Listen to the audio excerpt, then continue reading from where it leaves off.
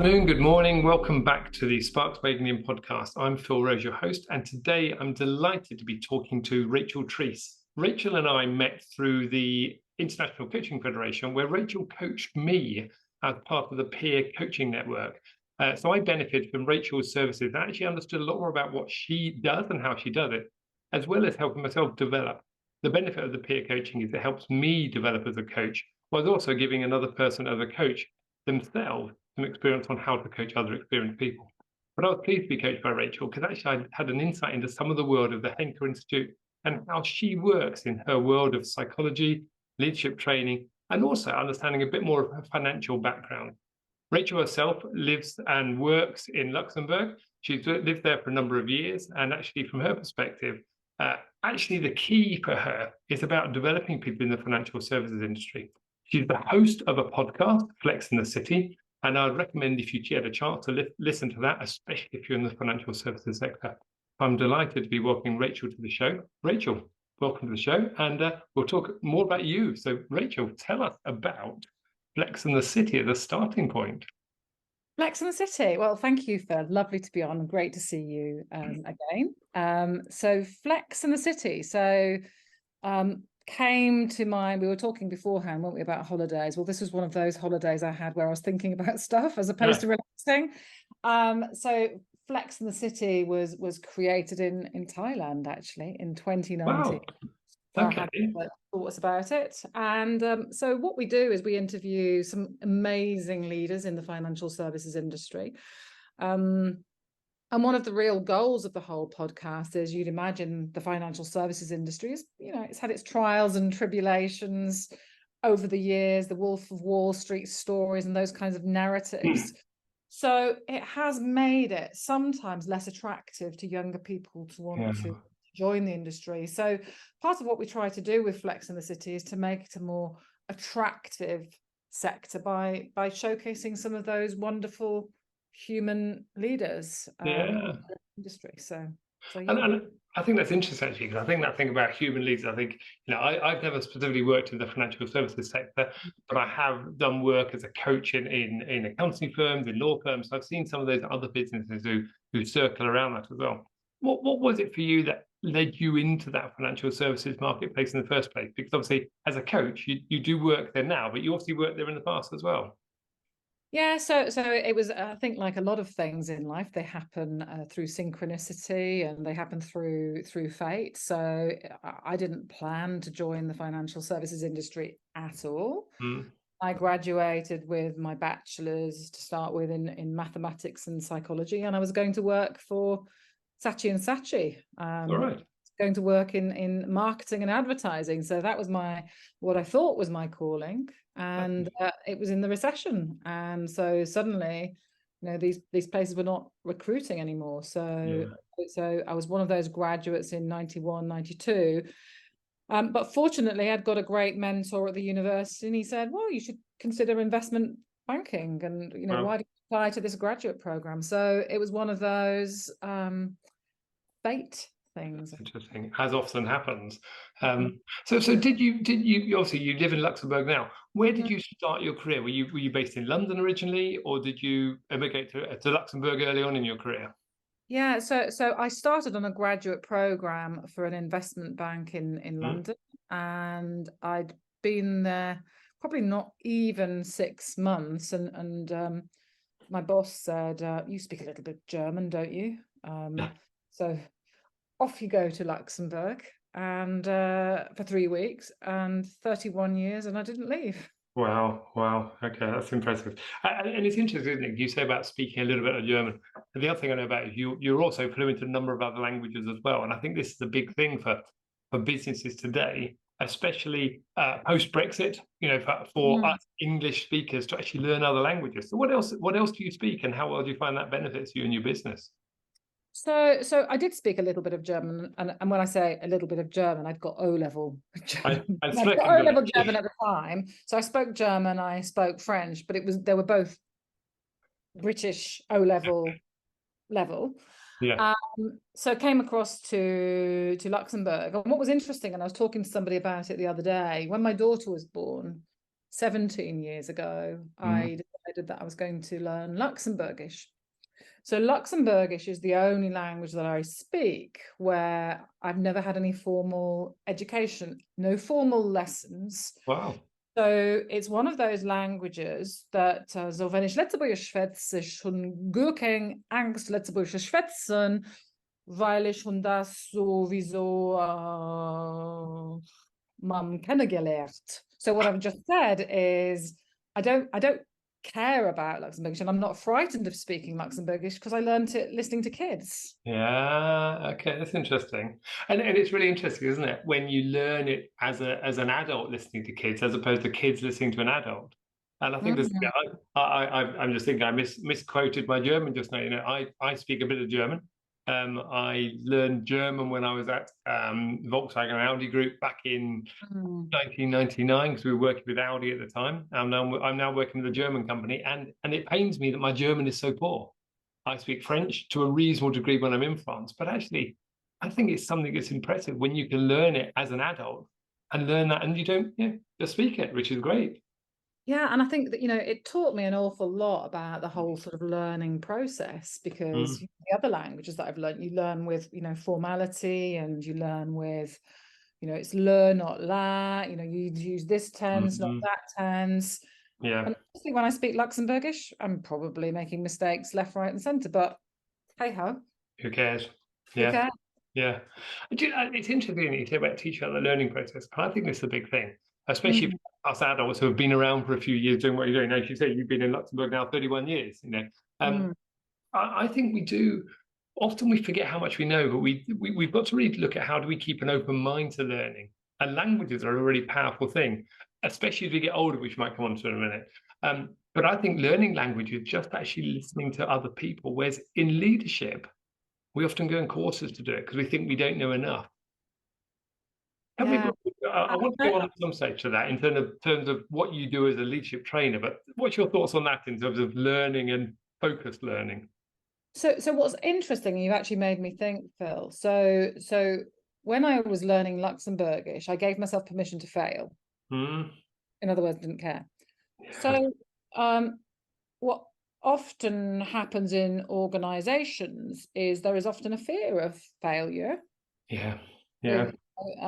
Because of the environment, the culture. And when we think about our kids, we're both older kids now, but when our kids were little, if we'd gone around holding their hands the entire time, they would never have walked. Yeah, very good point. But as parents, we let them go, and we allow them to fail, because it's through that failure that they learn to walk. So one of the things, somebody I've known for many years, a gentleman called Noel Fessy, who's on my podcast, he really sort of taught me, and we brought that into the Henker model, about the power of agency and that culture of agency, and how powerful that is for organizations, that it allows people to take that space. It allows people to think for themselves. It allows them to give them permission to have a go at something, and it's okay to fail. And creating a culture of agency is probably one of the things I'm most passionate about now, which is back to this, it's okay to not get it right. And unless the child is going to cross a road, in which case you hold their hand. Yeah, but it's interesting, isn't it? That permission to fail. I think there's so few people do that, and I think the ones I've known of who just get on with it and don't worry about it are the ones who succeed. As you say, sometimes you have to put the brakes on because it's a dangerous situation. But actually, wouldn't it be great if we could all learn like that? Just go and try something. Learn by your mistakes. Don't make the same mistake twice. Yeah. Look at the development you get from it. Yeah, absolutely. So fail more.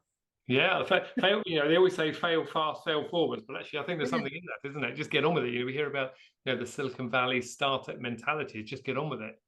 Thinking about, you said you left the UK during recession effectively, but actually a lot of the businesses, when you think about 2008, 2009, 2010, how they were getting and going, and prior to that, back in the dot-com boom, a lot of businesses were burning cash just to get on with stuff, and failure was one of the ways of just developing and finding the next business model, that pivot mentality.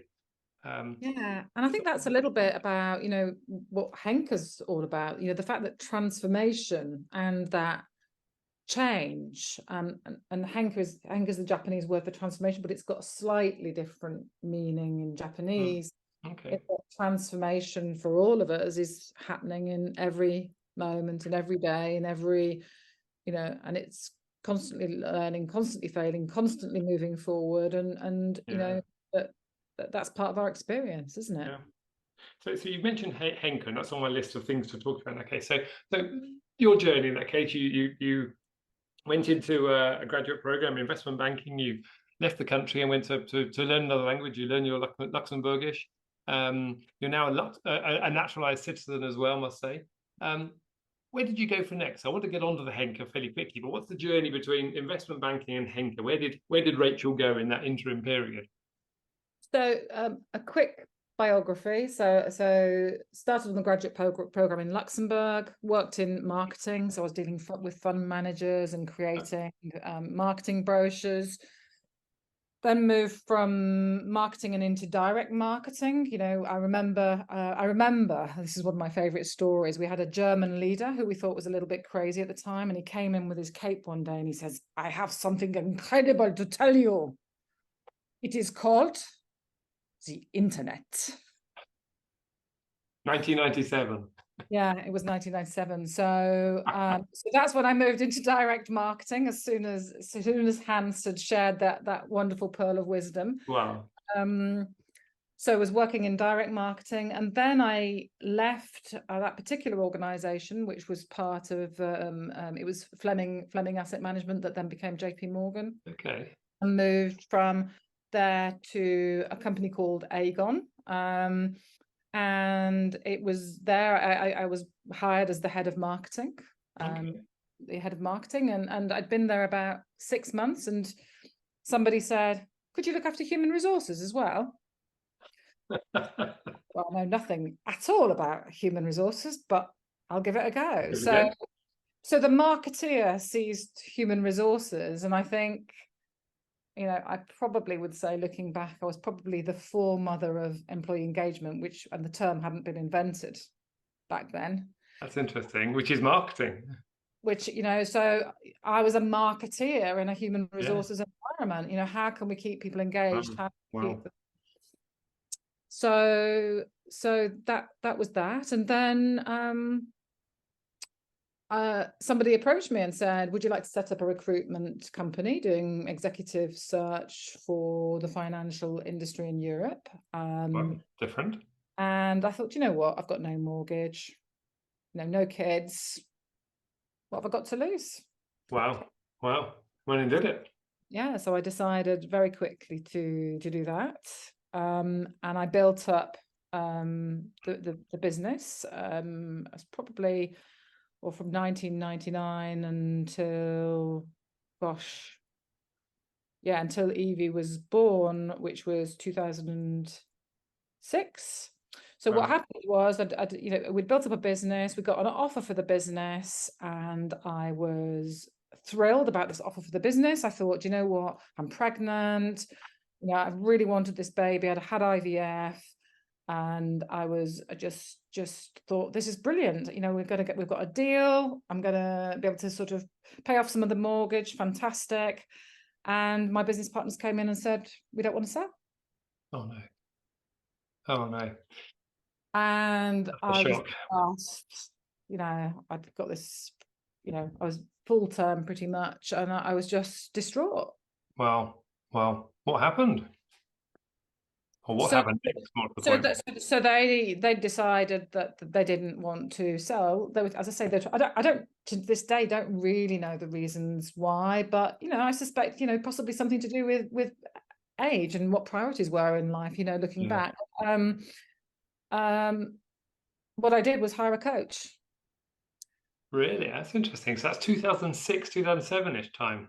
Yeah, so just before Eva was born, so I remember she was a baby when the coach came in, and after about the third session, she asked me, "Well, which was more important, this deal or your daughter?" Wow. Interesting question. And that question, helped it melt all away. Mm. It's interesting, isn't it, looking back on that now, you know, with the benefit of hindsight, we make decisions, but actually the key bit I'm hearing there is that coaching. So here you are, how many years later, 17 years later, as a coach, been coaching for many years. So how long did you stay with that coach? Um, Probably only 8 sessions, and I think simply Okay. because she was probably close to retirement. I seem to Okay. recall she was close to retirement. Yeah. Yeah.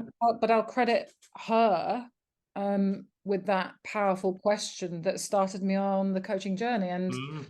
I started my own training, you know, when Evie was very little. So yeah, that's how I started coaching. So what happened then was I set up a learning and development business affiliated with a recruitment business, because I knew I didn't want to stay in recruitment because I'd done everything I could for Yeah. me, that space.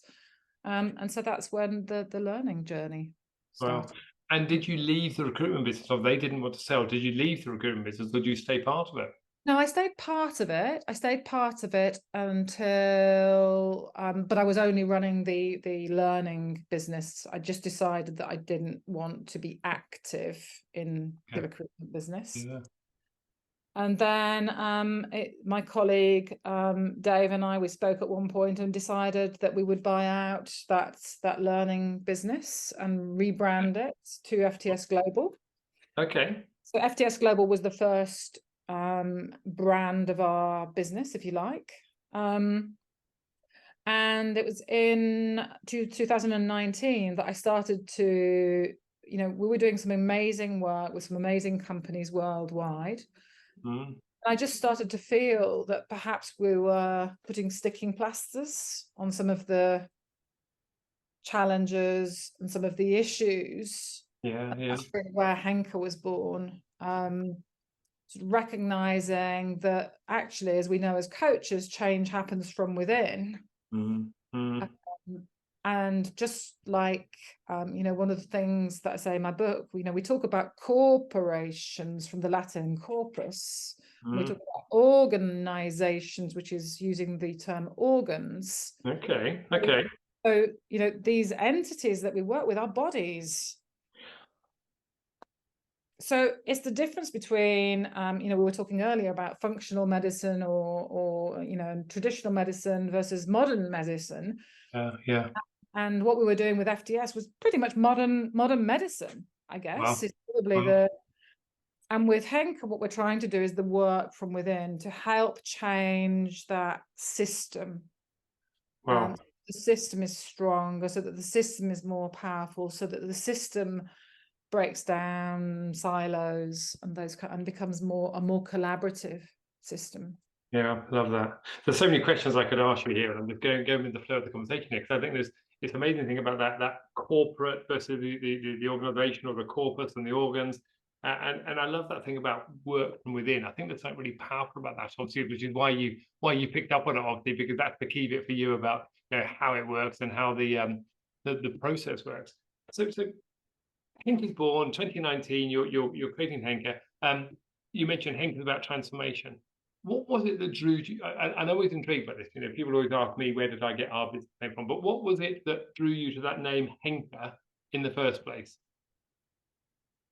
That's a really good question. I think I've always spent a lot of time in Asia and enjoyed Asia, and I've always enjoyed, you know, my own doctor, Dr. Lau, you know, I'll credit with the fact that I got pregnant with Evie, Wow. my daughter. Mm. And, you know, there are some things in Asian culture that fascinate me, like the Cantonese symbol for listening. You know, Right. in Europe, we have this term listen, and you know as well as I do, Phil, that when we're trained to be coaches, it's one of the most difficult skills to learn, because we're in Western culture, we're taught to respond, we're taught to react, etc. So the Cantonese symbol for listening is incredible. It's really beautiful. It's got the mind to think, the ears to hear. There's the undivided focus and attention. There's the heart. So it's got all of these things, you know, wrapped up in this one little symbol, which means to listen in Wow. Cantonese. Wow. So yeah, that whole Asian wisdom, I guess, has always fascinated me, and I've always been fascinated by, you know, what causes people to change. Yeah. Yeah. Um, And I think that's really interesting, isn't it? And I think that thing, what causes people to change, or what causes people to need to change. I think, obviously, you were given a bit of an ultimatum by your coach at that time, back in 2006, when they gave you a choice, which is more important, A or B. And actually, that's a pretty direct question. You had to make a choice. Had to make a choice, and psychologically, it just helped. You know, I can remember the feeling of being sat there and answering the question, and it just, that emotion just Yeah. disappearing. Wow. Wow. That's amazing. And it's interesting. I love it talking to other coaches like you, because you helped me a lot through our peer coaching. And I think it's interesting, that thing about where you get a great question and it triggers off not just a thinking response, but an emotional response. That somatic feel that goes with that emotional response, when you notice something and you're making the right decision at that point in time, is amazing. Absolutely. And you know, it's funny, somebody once said to me, well, that question was quite a loaded question. It's irrelevant whether it's a loaded question or, Yeah. isn't it? It's a coach question. At the end of the day, if it's loaded, it gives the person chance to think. It's just a question. It's a question. Yeah. Yeah, absolutely. So It was the right question anyway. Well, true, actually, yes, yes, and I think that's the thing. Actually, you come back to your Cantonese symbol for listening. I think that thing, there's the head and the heart in there, but there's the ears as well to do the listening. And I think the benefit of a good coach, as you and I well know, and anyone who's experienced coaching, is you've got a coach to listen, and the best coaches sometimes hardly say anything because they don't need to. They just intervene with occasional perceptive questions, and that changes everything. So talk. I'd love to know about the Henker model in that case, and I'm looking at it in front of me at the moment, and I think there's a couple of things in there which really link in. I talk about thinking, feeling, and knowing. Thinking in from that understanding at headspace knowledge through to that gut feel and the heart, where you get the emotional connection as well. So we don't need to go through all the model, but I think it's a great model just to talk about some of the key elements to it and how that model transforms people and how we can use it. Because obviously, we talk about leadership development, and you talked earlier about building agency within a business. Where would you start if you were coaching a business leader who'd come to you with that same question that you went to your coach with in 2006? Where do you start?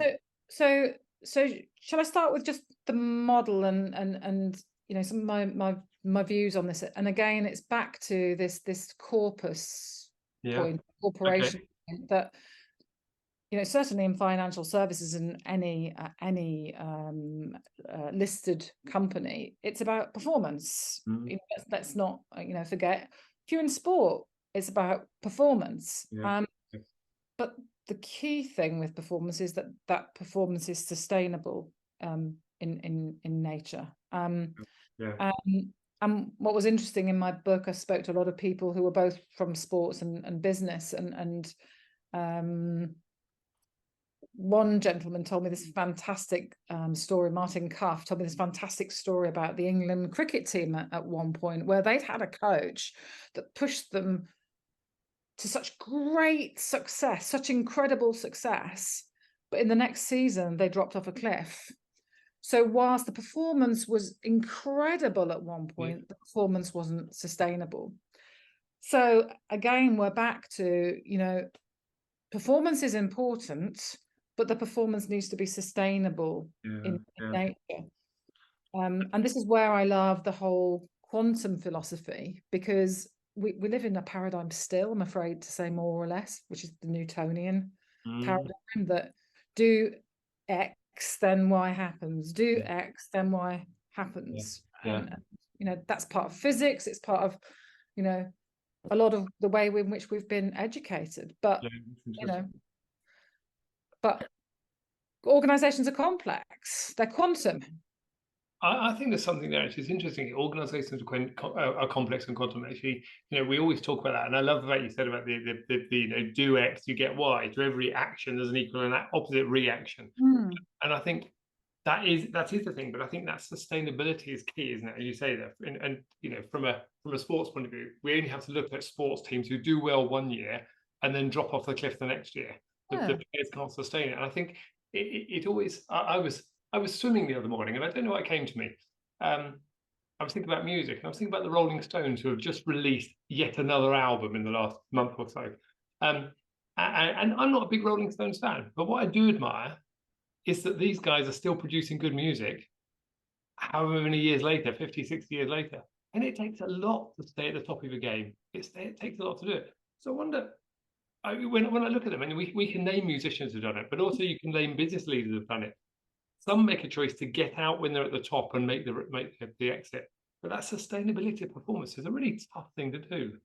So the question is, how do you think your model helps people sustain performance? What's the key to it in terms of transformation? So there's part of it, I think, is incrementalism, and we've got another model called Henker Group Transformation, which is where, if organizations are going through major transformations, what often happens, they think about the finances and they think about the processes, and then latterly they think, oh gosh, people. So Henker Group Transformation is based, on solutions focus, if you like, and it's designed to bring people along on the journey. And I'll share my own story about the background for that model. I'd put on a bit of weight at one point, and I'd gone to Weight Watchers and I'd gone to Slimming World. I think this was after Eva was born, and none of this functional stuff was working. It doesn't. None of this functional stuff was working. And I went to a hypnotherapist, and the hypnotherapist followed a process with me, solutions focused hypnotherapy, and lost the weight. Wow. Crikey, that's incredible. How come going to Slimming World and Weight Watchers doesn't work, but going to a hypnotherapist does work? I thought, gosh, wouldn't that be incredible if we could bring that philosophy into organizations? So that's really, the sort of, the background of where that group transformation philosophy, which is that incrementalism, came from.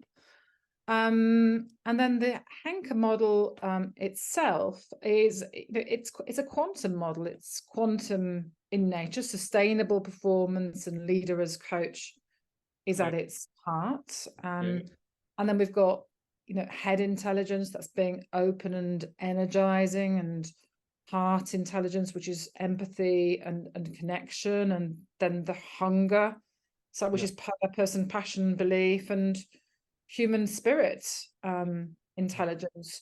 So the point is, you can't just have one of these.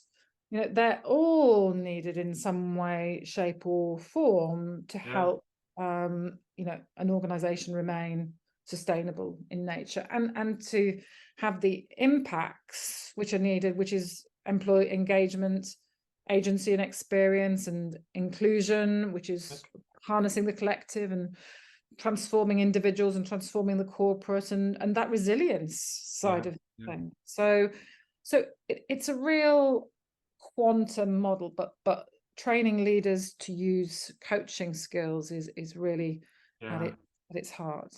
And it's interesting. You used a couple of words there, which I think really key. You said about sustainable in nature. And I think there's something there, coming back to some of the earlier conversation we were just having just now in terms of what happened and how you set up what you did. You talked about the corpus and the organ effectively. The key about nature and how we often look at businesses as driving to do things differently. But actually, if we just look at the laws of nature, you actually need to apply some of that. And I think it comes back to, you talked about that word purpose. And I'm glad you've got that in there, because often on this podcast, we talk about purpose because it's all about bringing purpose to life and reigniting the spark for individuals and for businesses and for teams. And often people forget where purpose fits into that. And at heart, everything has purpose. but we often don't know what that purpose is when we go into it because we're trying to push on the wrong way. We're trying to do something against the laws of nature, effectively. Yeah, I love what you're saying about laws of nature, because they're so powerful, laws of nature, and they're quantum in nature by default, aren't they? Exactly. And I think people forget that, I think, sometimes. And, I look at my bookshelf over there laden with books, many of which haven't been read for years. But I think the ones that really make a difference are the ones that they're complex yet simple. We look at nature, and nature, I think, is one of those things. It's complex in its own way, but there's a lot of simplicity to it as well. Nature takes the easiest path. We always talk about rivers running downhill. Absolutely, absolutely. And I think sometimes in business, the royal we, make things too complex. Yeah. I think that's true. And it's true, isn't it? And it creates problems for business owners, business leaders, wherever they are. I think is one of the things I've often seen. So let's go back a little bit. I just want to pick up on something here. You talk about the word agency. What does agency mean? Because we often hear about that, working with agency. What does it mean when you're talking about sustaining transformation and developing organizations and people? You talk about engagement, agency, and experience. What does it actually mean? Yeah, so agency, I'm really, really, really passionate about. And I suppose the best definition for agency is empowerment on steroids. That's interesting. To make it, simplistic, the word empowerment still suggests that somebody has given you that power. Whereas agency is slightly different. Agency is you taking that ownership. It's you standing on your own. It's that toddler who doesn't need its hands holding by its parents. It's that toddler that's prepared to fail, that's prepared to stand up, that's prepared to walk. So from an organizational perspective, it's I think, and I know that by doing that's 80% likely to have a big impact on this business. And I know that this culture will allow me to make that decision to move that forward. And it also recognizes that there's a 20% chance of failure. Okay. And that's acceptable. And that's acceptable. Yeah. Yeah. It's interesting. I don't need to ask, because they've got other fish to fry, other things to worry about. I know that I can take agency to make that happen. Yeah. I think that's really interesting. I'm glad I asked that question, actually, because it's gone a bit further than I thought you were going to go with that question. But I love the thing you said, empowerment on steroids. And if I come back to your Henke model, we talk about, culture and identity on one side, connection with empathy and connection on the other side. And to me, that heart view, as you talk about in Henke, is one of the things I'm sure that actually drives a bit of that. Because if you can get people really connected at source, then they can make decisions. But you've also then got a set of values or beliefs within the organization that enables that to happen in the first place. And I think there's something there. So the question again for me was, how did you generate that? Because that's a big thing in terms of transformation, getting people to really, as Jim Collins said, be willingly on the bus. Be willing. I mean, it takes time. There's no doubt about the fact that it takes time. That culture is never changed overnight. It's a journey.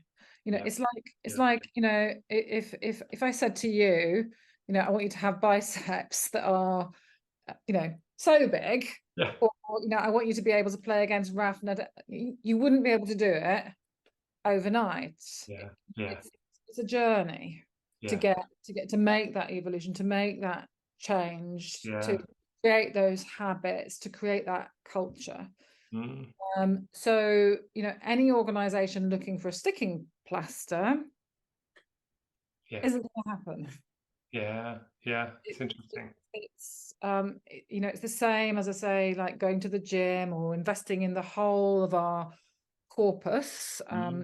Again, we discussed earlier before we went live, Phil, that we as human beings, we're full of hormones. We're full of muscle, we're full of organs, we're full of, we've got a brain. It's not one thing.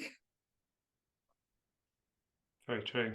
And I think that's really interesting, actually, because the bit that comes to mind there is that evolutionary piece.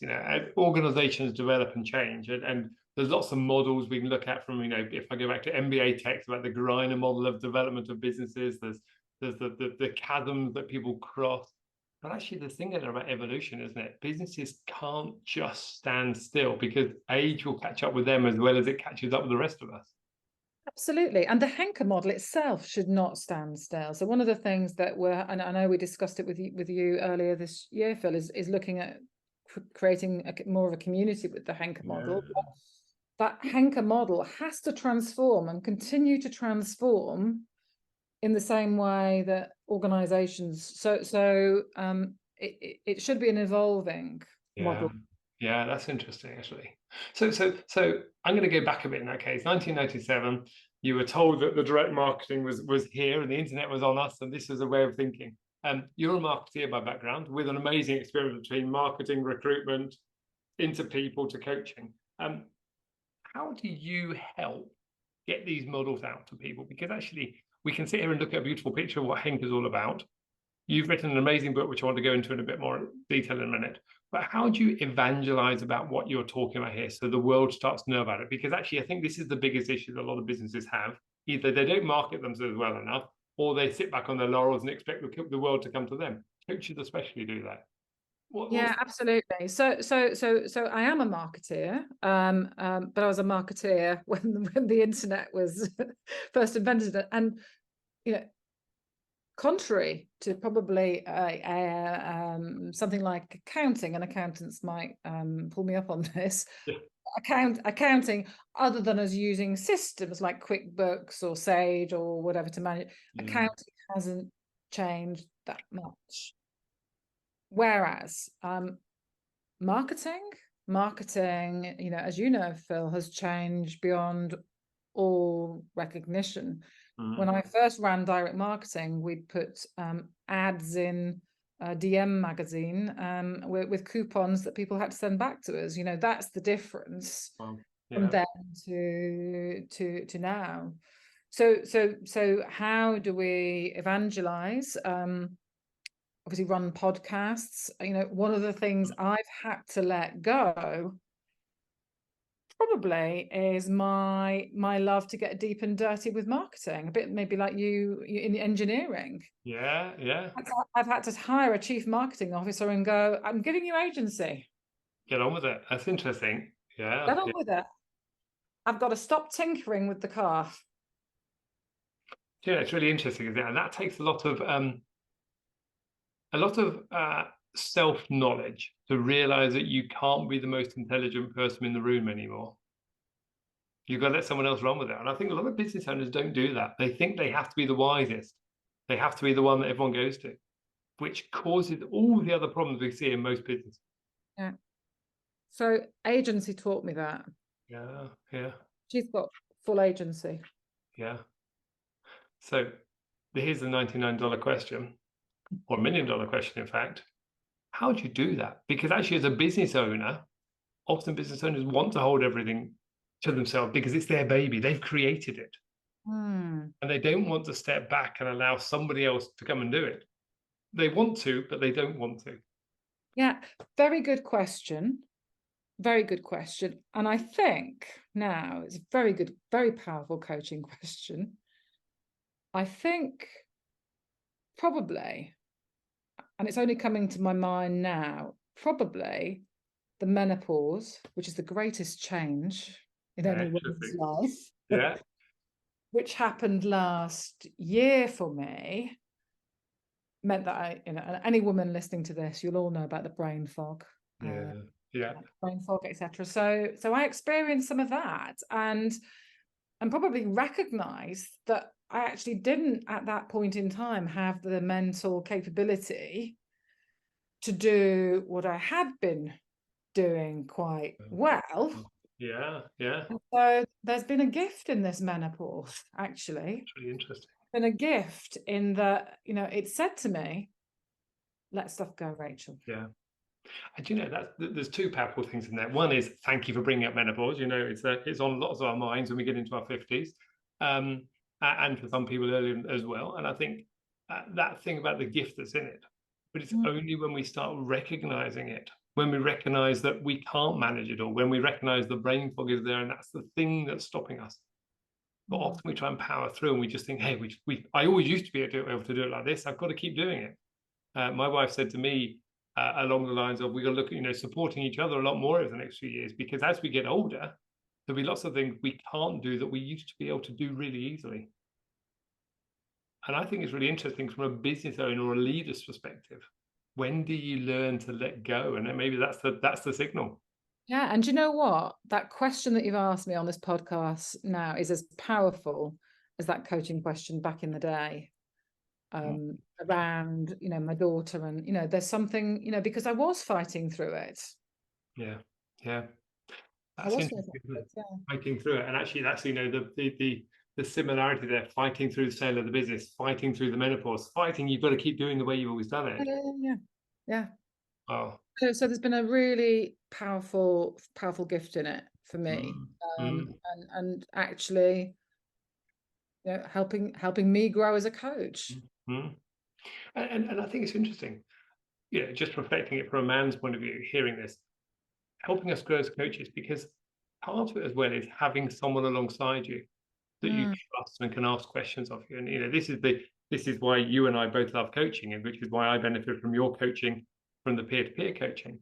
But actually, it's having someone alongside you who can ask questions, who can sit outside of it and ask the naive questions that you've not thought about before, because they're out of it.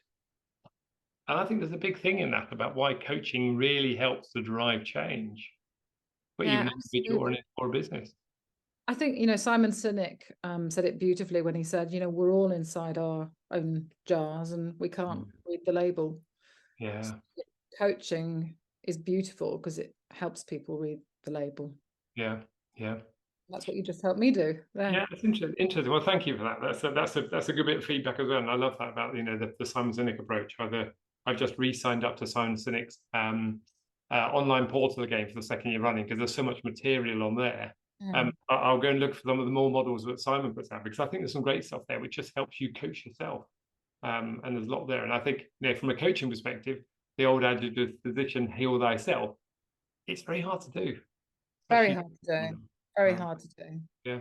So let's talk about the book in that case. You launched a book last year or this year? I can't remember when it came out. I can't remember now. Last year, November 2022. A year ago now. Gosh, okay. So tell us about the book itself, because I think that's one of the key things. It's not why we're here, but I think in terms of the Henker effect, it's a big thing for you. It's done very well as a book. Tell me more about that. So I'll be honest with you, it was a COVID project. So I'd always wanted to write a book, and there was never the time, and then COVID happened, and the sun was out, and we were in that March period when we were all a little bit, oh, what's going on here? Yeah.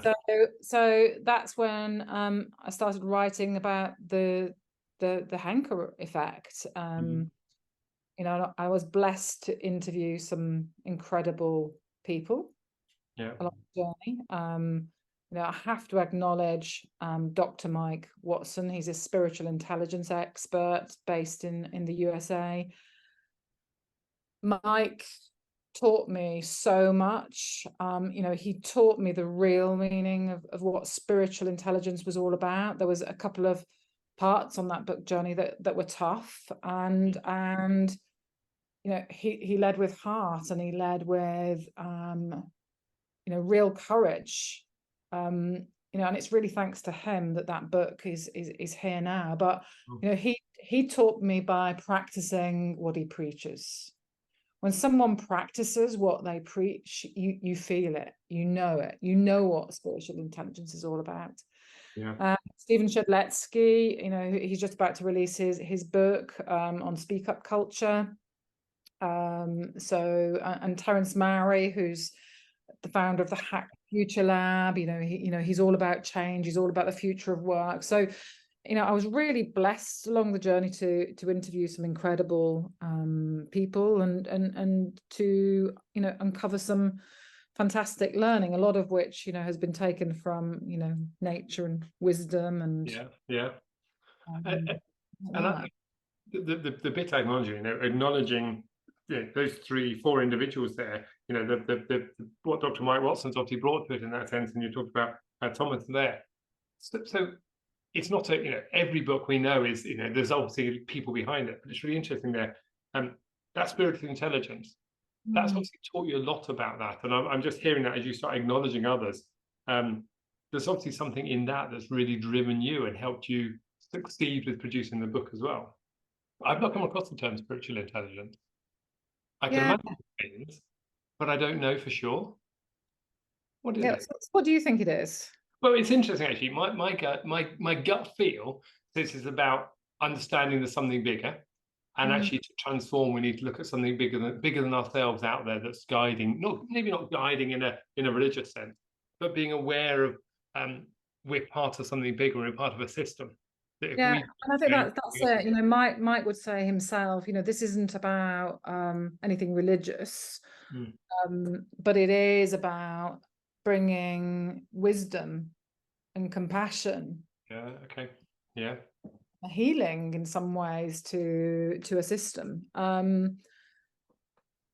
And there's something, it's connectedness. There's something connectedness. So it is really this kind of the quantum side of it. It sounds a bit scientific and all this Newtonian, but again, I'm a scientist. We are taught to believe in our schools and in our education system that A plus B equals C. yeah, yeah, Even Einstein, who is just incredible, one of the most incredible, and was really on the cusp, and a lot of his work is quantum, E equals mc squared, is still Newtonian. yeah. That's interesting. Yeah, okay, okay. um it's so there's the spiritual intelligence, heart intelligence. Again, being a linguist, the word courage comes from the French word coeur. Okay, heart. Okay, yeah, yeah, So the best way in some ways to describe that heart intelligence and heart, leading with heart, when we think about leading with heart, you might think, oh, it's soft, and mm, actually leading with heart, it's there's some toughness yeah, in yeah, there. It's like tough love, it's passion and tough love in that word courage. When you really think about courage, yeah. that's what leading with heart, That's interesting. And daring to challenge. and it's really interesting, isn't it? Because coming full circle here, a lot of your work has been in financial services industries in the past. Lex in the City, they aimed at the financial service industry, where you've often seen a very tough image of businesses. Mm. There's a lot there. So actually getting that message across where people need to have compassion, need to be able to lead with heart, lead with courage at that level. That's quite a tough call for a lot of businesses. Now we know things have moved on, and I think over the last 5 to 10 years, all businesses have made making this shift clearly. But I think from your perspective, have you seen a bigger shift in the last few years since the pandemic in terms of leading with heart, or or has the pandemic slowed things down? It's a really good question. If I'm really honest, I think there's a bit of ambiguity. Mm, There's a bit of a narrative at the moment as to whether, should we be in the office? Should we be working from home? yeah, yeah, Where should we be? And, at the end of the day, if there's a leader there who's leading with all of those things, and leading with heart and leading with courage, it doesn't matter. very true, very true. People won't even question whether they're at home or whether they're in the office. It won't matter. I was running a sales conference a couple of weeks ago, and somebody said to me, I could be offered 20,000 more in another company, and I wouldn't move. The leader, the leadership. Really interesting. So we're gonna come to the end of the conversation in a second, just in terms of time wise. It's been wonderful talking to you, and I think we have meandered a bit like nature, meandering the river down towards the ocean. I think that the ocean's always the bigger picture. Um, from your perspective, in that case, think about some of the things that you've learned over the last 20, 30 years of you being in business. And when I hear myself say that, I think, my gosh, that's how long I've been in business as well, almost. You think actually there's lots of learnings we take from it. If you were to go back and give the younger Rachel a bit of advice about something, anything, what would you say to that younger person with what you now know? on what we've just talked about?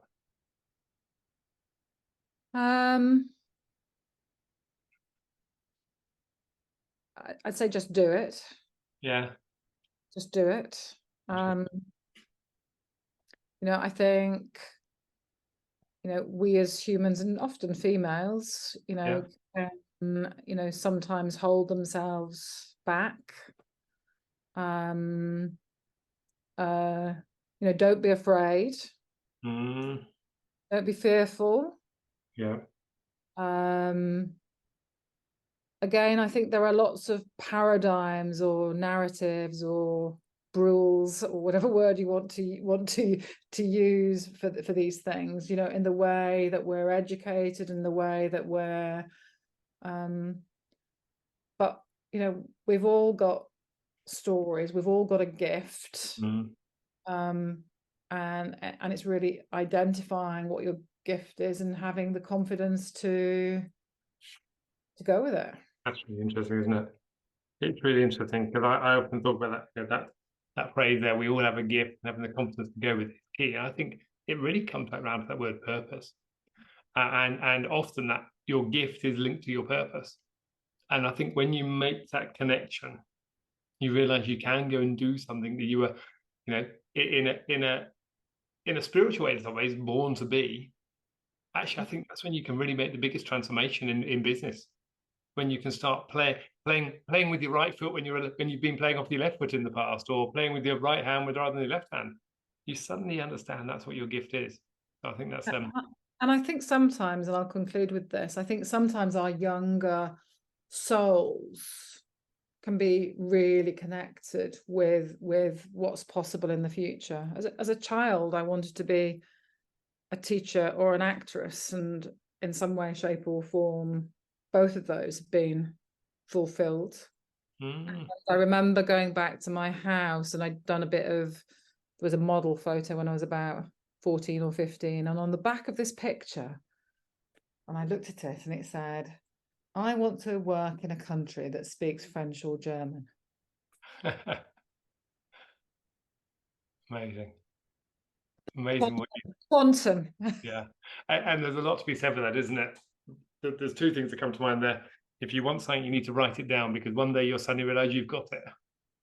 And I think that's a really powerful message for a lot of people. And linking that back to the just do it, don't be afraid, don't be fearful, because often we do stop ourselves from fulfilling our dreams. Actors, teaching, hey, we're all acting at some stage, but you're doing it for real, and you're teaching, and look at the message you're bringing to everyone. So I think that's an amazing thing. So thank you. I think there's one thing I'm going to end on in that case. I was just looking at some of the Amazon reviews for your book before we came here, and I noted one down, and it said, must read book for anyone who wants to thrive and grow. And I think actually there's a lot to be said for that. If you want to thrive and grow, just having that understanding of your gift and understanding that actually anything's possible, and in your words and someone else's words, just do it. Absolutely. Well, I will be sending a signed copy to you, Phil. So. Oh, I like that. Thank you. I should look forward to reading in that case. That'll be first book to read for a while. Thank you. Thank you for the invitation. I've really enjoyed it, Phil. Brilliant. Well, it's been lovely to talk to you, and it's been nice to catch up as well. We've not talked for a while. So, Rachel, Treece, thank you. I look forward to putting this show out and talking to you again. And maybe there's a follow-up in terms of the next in-depth interview in the Henker Effect as well. So thank you when the next book comes around. Thank you very much, Phil. Thank you so much. Thanks, Rachel.